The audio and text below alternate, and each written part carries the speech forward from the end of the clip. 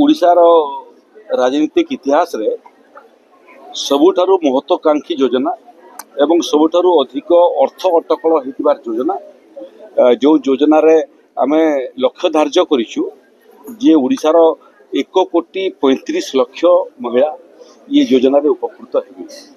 पंजीकरण काम आरंभ हो गलानी सचेतनता आज पदयात्रा हला एवं जिला प्रशासन ठारू मु खबर नौली जे झारसुगुड़ा जिले में 82,000 पंजीकरण हो गला।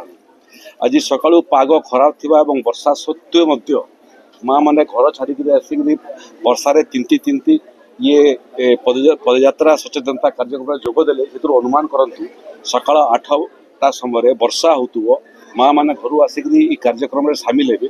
तेणु केते महत्वाकांक्षी योजना माँ मान को आकर्षित कर अनुमान लगातु। तेणु आम प्रयास करुँ सबू माँ पाखे